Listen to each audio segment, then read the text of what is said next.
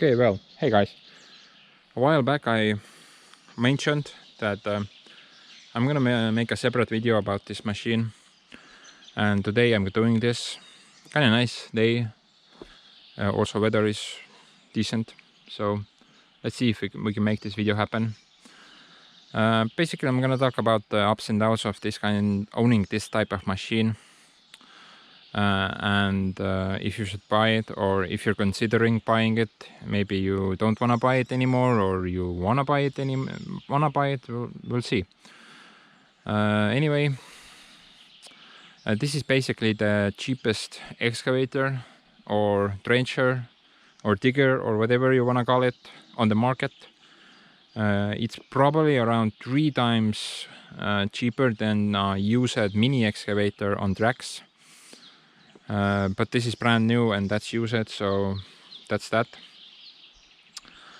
I can only think really only one downside to this machine. Actually 2 downsides. We'll talk about the second later, but the first one is its obvious fault. It's maneuverability. It's not self-propelled. You cannot turn it on the spot. So you have to move the machine with its boom, and that can come up a bit annoying if you have a lot of work to do or a lot to dig out. But the second item is that it doesn't have auxiliary hydraulics on it. So not sure if it really needs one, but for me, I think that's a negative. Overall, I think it's pretty decent. The engine is fine for its size. I think it's like 6 horsepower or something. The pump is a bit slow in my opinion, but can swipe that out anytime if you really want. But actually I don't really use it on full throttle most of the time, so maybe that's that, probably. And the upside for this machine is that it can actually work on any or almost any surfaces. I mean, on slopes, on level grounds, on whatever. For example, I could probably kind of go down here, dig a trench here if I needed to be, but if you go here with a normal excavator, you would just kind of roll over. You cannot really dig here, especially a mini one. Maybe a 20-ton excavator would dig fine here, but yeah, that's like 10 times, at least 10 times or 20 times more than this machine. And the second upside is that you can go to places that you cannot go to with a normal excavator. For example, a while back I went into a swampy forest to dig a little trench. I was pretty much deep in mud. I think mud was like somewhere here. I couldn't really see these or the cylinders or whatnot, but I managed to get my excavator out of the mud with under its own power. I didn't really need any backup from the tractor or whatnot, so that was really impressive for me that it could kind of operate in such rough conditions. So if you own a small land, let's say like, I don't know, 10 acres or 20 acres or something like that, and you wanna really mess around with digging and whatnot, then I would really recommend this machine. It's cheap. You don't really use it that much, I think. But if you need to dig something, it's really handy to have. And yeah. Basically, I have a couple of stumps here that I'm gonna try to pull out. One is here, and this is pretty much rotten. I think this will not be an issue, but the other one is a bit tougher, I think. I made some upgrades to the machine right off the after I bought it. First, I changed out the tires on the rear. The original tires that it came with were about the size of this rim, and that was really very, how do you say this, I was not happy with that, because about a couple of times I pushed the tire of the rim, well, not on this tire, but original tires, And after pulling it up about 2 times, I kind of got fed up with it, and I had these small actually car wheels. I'm not sure where they're from, but I had them. The center hole did not match very correctly, but I made it a bit bigger, so luckily the bolt holes all matched nicely. And yeah, these tires are a lot better because they raise the machine off the ground about 10 centimeters, which helps a lot to protect that under cylinder, because usually it was always kind of stuck in ground somewhere, and I didn't really like it. I think that wears the cylinder down if it's always in the dirt. And to counter this lift, I made the front arms on a different angle, as you can see. I basically cut them off here and then added some kind of mass of steel here, and then tilted this a bit more to the ground, so it lifted up the front end also. And as you can see now, the cylinder is nicely off the ground. I think before it was somewhere here, so you could kind of get a rock here or something, and that could really ruin the cylinder. I think there's even... No, this is fine. And I also added a thumb here. The thumb is not here right now because I don't really need it.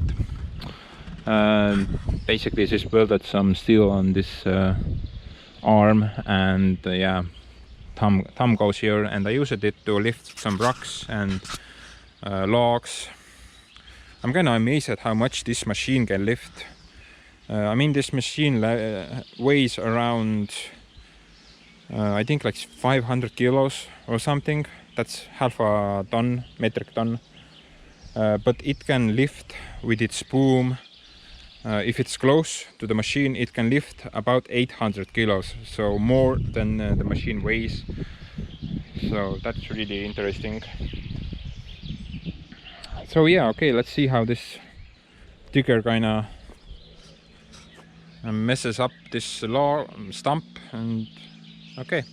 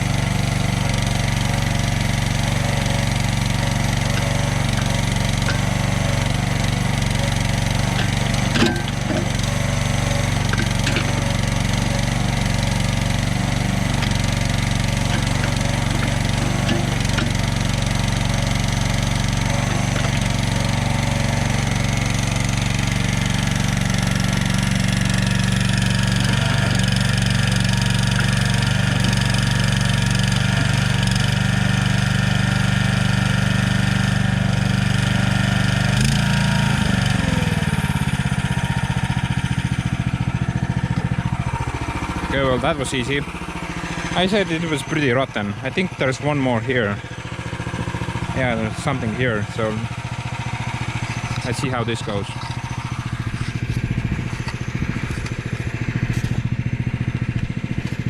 Actually, I'm gonna find something to put the camera on.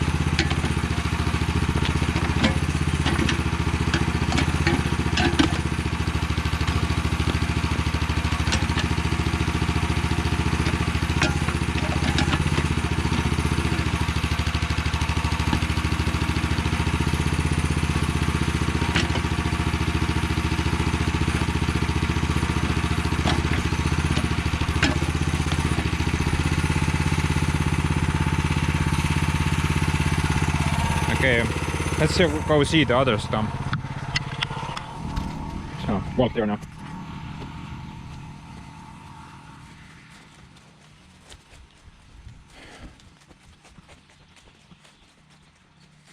Okay, so this is a bit bigger boy. It's a birch stump, so it seems solid. It might seem like it's rotten, but actually it's pretty solid. Probably need to dig around it a bit slightly. Okay, well, I will gonna hop here.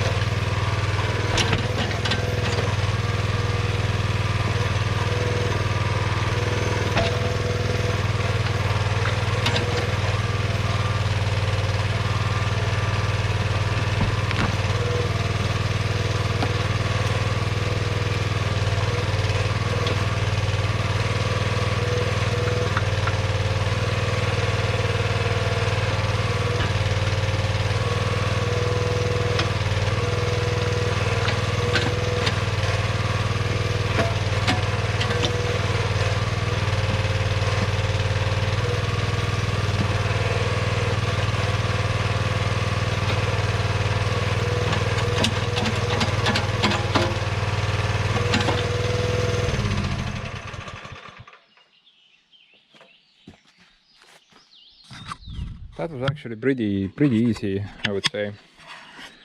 The ripping force on this bucket is pretty impressive actually. As you can see, the sprockets kind of dig it into the ground pretty harshly. And now consider if this was not a very good surface, like it would be mud or something, then it would kind of disappear under the ground, I would say. Right now I use this machine to transport. Actually, I use to transport this machine with my ATV right here. I need to turn the switch off, or I'm gonna have a dead battery soon. And it's working out great right now, because if I need to take the digger to the forest or whatnot, then it's really good to transport it with the ATV. As you can see, it kind of messes up the ground a bit if you walk on it on. It's not anything very bad, but yeah, it leaves marks on the ground, slight marks. And okay, I think think pretty much this kind of shows what this machine is capable of. Digging wise, it can dig pretty deep actually. I think it's like 2.2 meters that you can dig with this machine. On a mini excavator, or what do you call them, micro excavators, you can only dig about 1.5 meters, I think. So if you want cheaper excavator that can deep digger, probably has more ripping force also than a normal micro excavator, then you should probably get this machine. I do have one technical issue with this machine, and what do you call them, the hydraulic this thing,